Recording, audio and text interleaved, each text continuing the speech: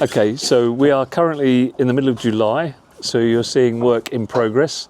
This is just one example of the timbers that are being repaired. This is where we've cut back badly split wood. There was knot in it. It was beginning to feed water in.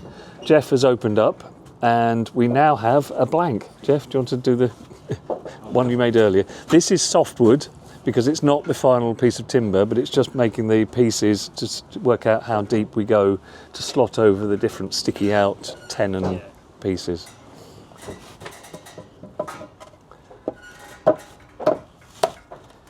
So obviously the piece of oak will be cut and shaped on the front, but this is very much doing the formwork. So it shows you the amount of work that's going into each repair, making sure that things fit and go where they're meant to and slot around. And so over here, we have one that's already just been done. So that was a Blue Peter moment, before and after. Thanks, Jeff. So we have here the holes ready for the pegs. And we've also got screw holes which are holding the timber in. We'll then put little pieces of timber over them, so those will be hidden and these will have pegs sticking out once we're finished. Pellets, just tapered oak pellets in the screw holes, and then normal dowels. Yeah, well, also I wanted to mention that this repair follows the line of the existing timber. We could have put a timber in to the joint there, but that would be changing the line of the original construction. So we are following what's already there. And then above, the render is going in. This is a hydraulic lime render mix. And you can see fibres, which are like the old hair that you used to find in plaster, to give it tensile strength. And that's applied to a stainless steel mesh with little ribs in it to hold it away from the timber behind to try and give as good a key as possible. And then you've got further repairs where previous people had put in little slots and they'd be started to rot. So we've had to put in bigger repairs and then render up to those. So is this what's the way for the top coat? Float? Yeah, so this is the scratch coat. We're doing two coats, so we've got the scratch coat. They'll then run over with a top coat to fill it in. So this is waiting. We leave it to, plasters call it go green, so it'll actually be going tougher and drier before we put the top coat on. Okay, so we're now looking at the render panel. So we've shown you the before where the scratch coat has gone on, and this is James about to put the top coat in place.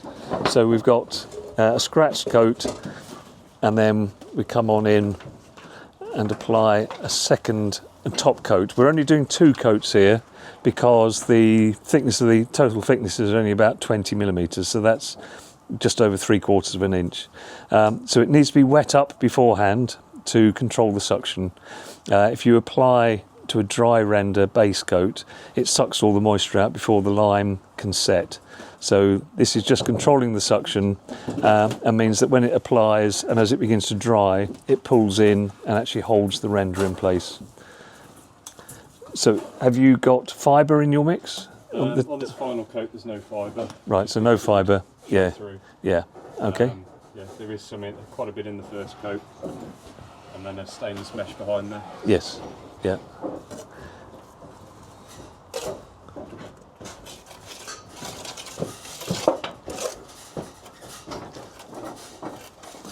So it is effectively quite a thin coat, isn't it? It is, yeah. There's only, say, 8 mil. Yeah, yeah. We work the first layer in, and then just give it a final cover and then a sponge finish. Yeah. Okay.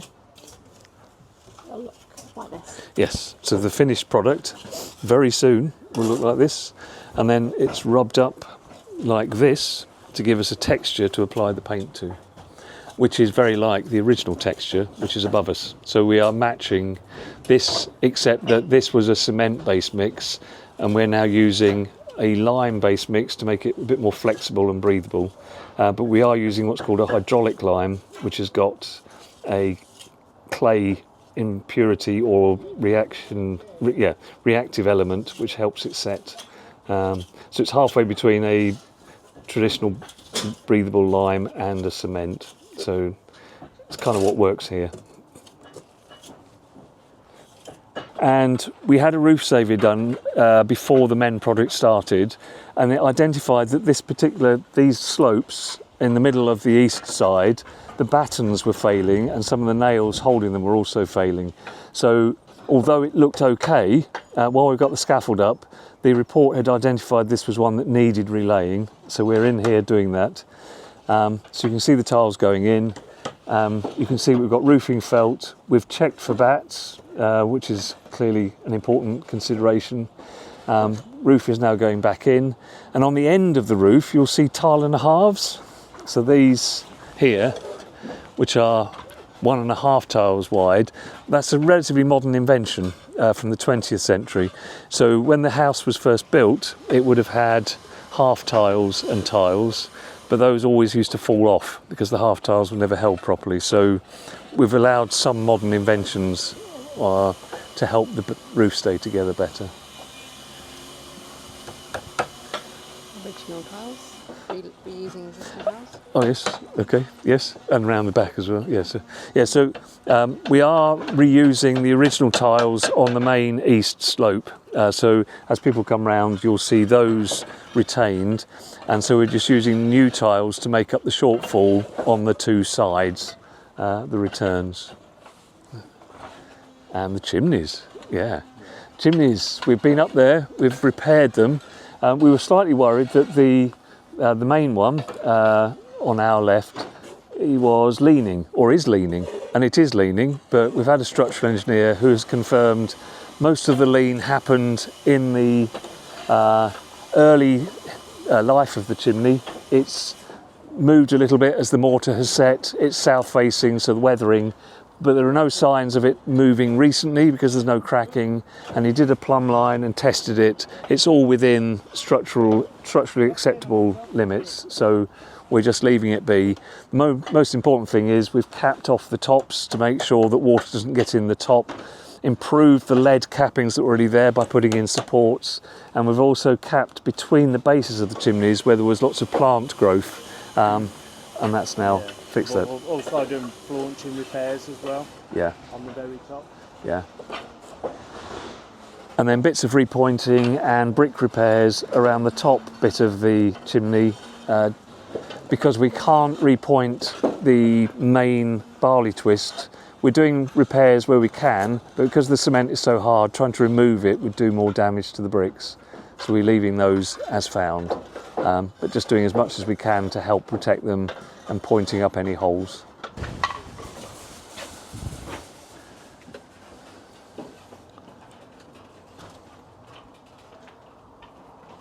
What are you up to here then, Tim?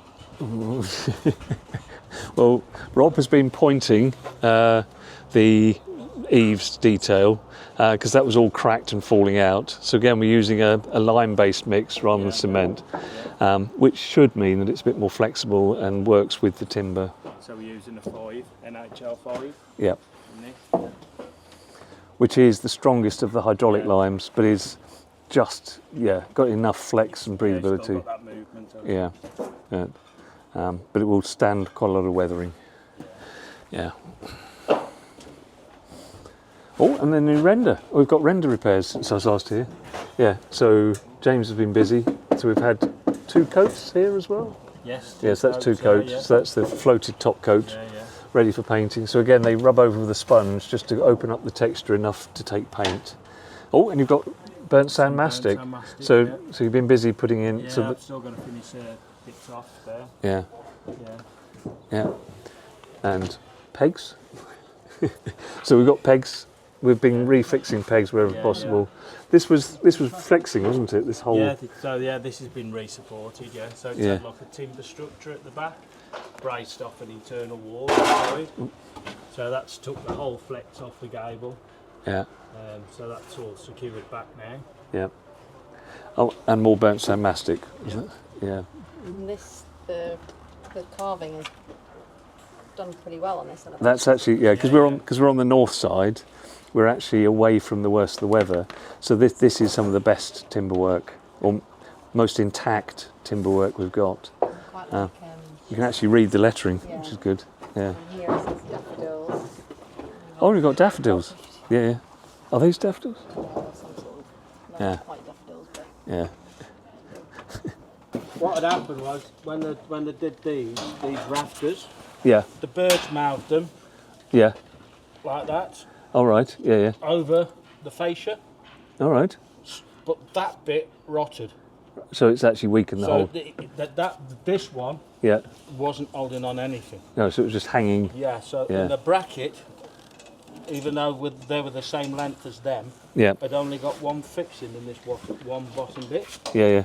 So when that came off, there was nothing holding the 4-inch Yeah. gutter up. So it was a self-supporting gutter. Yeah. Yeah. You hope. Yeah. So, Luckily, it was in one piece. so it actually So held. your outlet and either side and the ends was in one piece, Yeah. and that was sat then on your swan neck. So it was actually So being held. basically, it was your swan neck that Yeah. was physically holding that up. Right. And for us to get that in, because that rafter is right up against the building, Yeah. we can't get your 3 screws in Yeah. without putting it on this first and then sliding that in. So it holds. Okay. So then we can get that onto your gutter. Yes. So it's Oh, just it's bit a of pain jigs. to get it in. Yeah. A jigsaw upside down. Yeah. Okay. So we've just housed this out a bit more, Yeah. so we can slide that up and into there. Yeah. And then what we'll do is we'll put the plumb seat cut and plumb cut Yeah. on the outside, Yeah. fix the bracket to it, shove it in, Yes. glue it all in, and screw it from underneath. Okay. And then that will hold up your outlet and that side of the new 6-inch gutter. Yeah. Okay. Brilliant. Thank you. You're welcome. Right, so we're now on a chimney that's in the northwest corner of the new wing, and this is above what I think you'd call the Turkish baths. The chimney seems a bit big because there's only a couple of fireplaces, but we think it might be the Turkish baths had boilers or something relating to it. And we're up here because we need to do some pointing. Do you want to demonstrate? So, you can probably see how easy this just comes out. Obviously it's been pointed over in cement, and obviously there's a totally different mix at the back as well, and you can see how soft that's gone as well. So in areas we'll be digging all the loose out and repointing back again, obviously stop the ingress of the water, because that's the problem obviously with these gaps all open up. Water's just got down the back, and it's just, you can just pull it off with your fingers basically. And there's some big holes up there. Those are quite deep. It's, Yeah, yeah. they are, yeah. Shows what we're up against. Yeah. Yeah. So yeah, there's a generally a good percentage of pointing needs doing, isn't there? Yeah, yeah.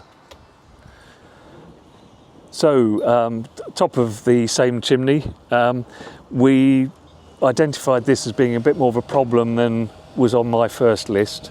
So although we don't have a phase 4, I had hoped that we'd be able to get to this, but we've realised it needs attention sooner. So now we're up here, you can see the flaunching around the top is cracked. The chimney pots themselves, like this one, are actually loose. The good news is that when we take off the flaunching, it won't damage the chimneys because they are detached from the mortar. And then as you come round, you'll see the condition of the brickwork, because what's been happening is water's been feeding in the top and it's loosened the bricks, and we've now got a section which is actually tipping outwards. And one of the reasons we're now doing this work now, rather than waiting until a possible phase 4, is it really needs attention now. explain that we've had to drop other work. Yeah, okay. Yeah.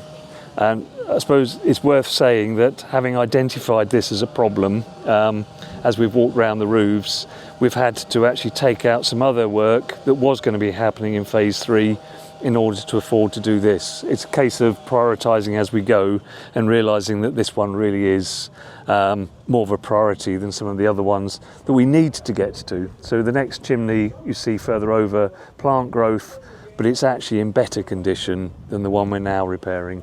So that one's had to be taken out, and which is why we need to have a phase 4.